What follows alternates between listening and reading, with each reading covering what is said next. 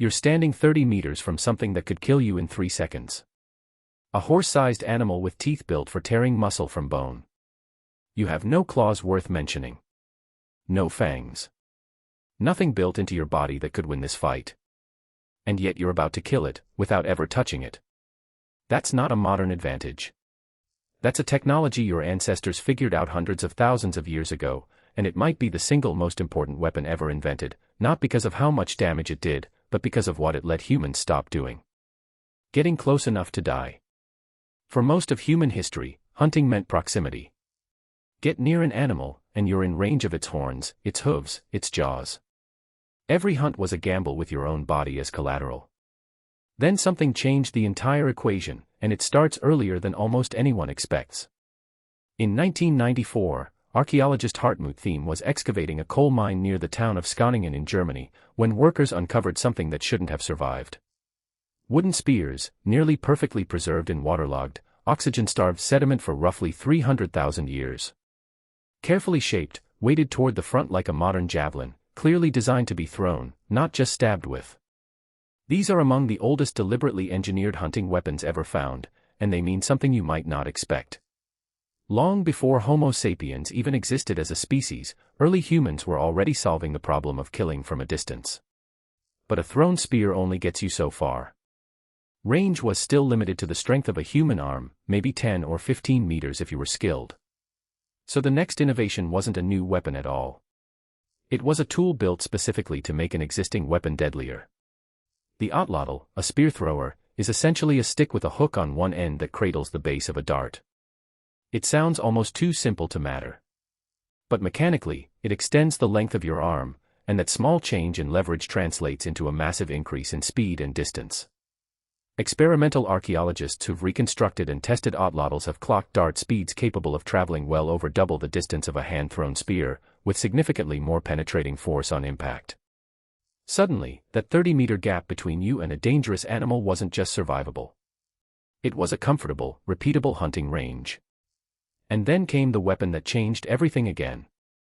Archaeologist Merlies Lombard, studying stone tool assemblages at Sibudu Cave in South Africa, identified microscopic fracture patterns and residue on small stone points, evidence consistent with high-speed impact, the kind you only get from an arrow shot from a bow, not a hand-thrown spear. Her research pushed the confirmed origin of bow and arrow technology back to roughly 64,000 years ago, making it one of the oldest examples of a mechanically assisted, high-precision weapon system found anywhere on Earth.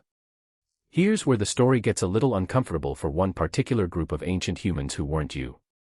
Archaeologist John Shea has compared the weapon technology used by Neanderthals against that used by early Homo sapiens, and found a telling pattern.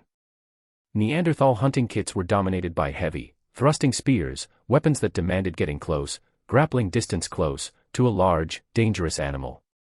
Homo sapiens sights, by contrast, show a much higher proportion of smaller, lighter points consistent with thrown darts and, later, arrows.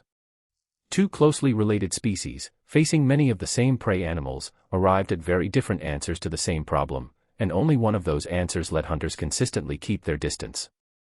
That gap in weapon technology has been proposed as one small piece of a much larger puzzle, the eventual disappearance of Neanderthals as a distinct population, while Homo sapiens spread across the entire planet.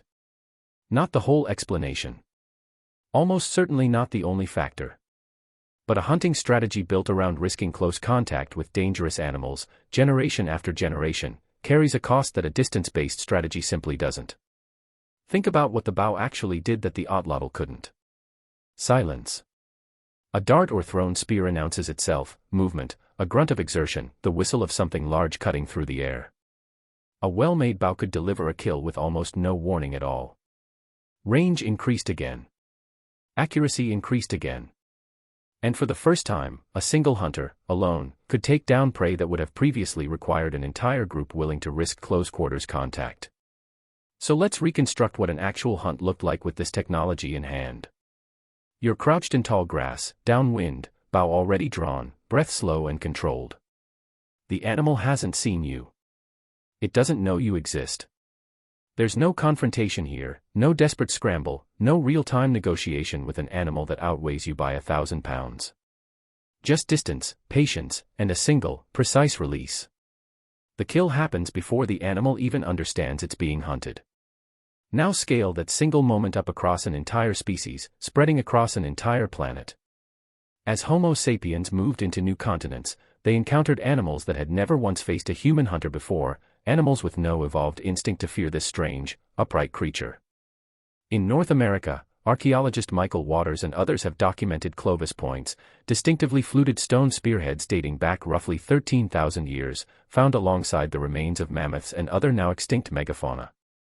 A projectile technology, refined over hundreds of thousands of years on a different continent entirely, arriving in an ecosystem that had no defense against it. Within a relatively short window afterward, many of North America's largest animals were gone. Climate change almost certainly played a role too, but the timing, again and again across multiple continents, lines up disturbingly well with the arrival of humans armed with exactly this kind of distance weapon. This is the counterintuitive part people almost never think about. You'd assume the deadliest weapon in human history would be defined by raw destructive power, and it's tempting to imagine some brutal, oversized club doing the job. But the bow and arrow's real power wasn't force. It was distance itself.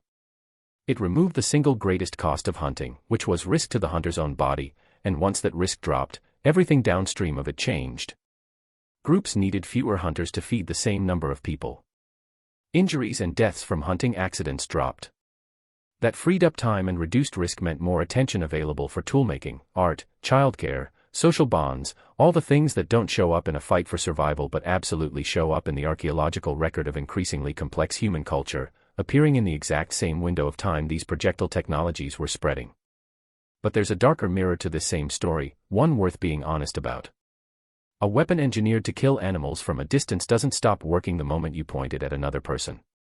The same precision, the same range, the same reduced personal risk applied just as effectively in conflicts between human groups, and archaeological evidence of interpersonal violence involving projectile weapons shows up in exactly the same historical window as this technology spread. Distance made hunting safer. It also made killing another human easier, in the coldest, most literal sense, because it removed the same barrier either way, physical closeness, and the hesitation that closeness naturally creates. Which brings this all the way back to you, and the world you actually live in. Every piece of long-range technology you interact with today, and there are more of them than you probably realize, inherited this exact trade-off from that first spear thrown 300,000 years ago. Distance makes things safer for the person creating it. It also makes consequences easier to ignore, because the thing you're affecting is northwest longer close enough to see clearly, react to, or fully understand in the moment. You're standing 30 meters from something that could kill you in 3 seconds.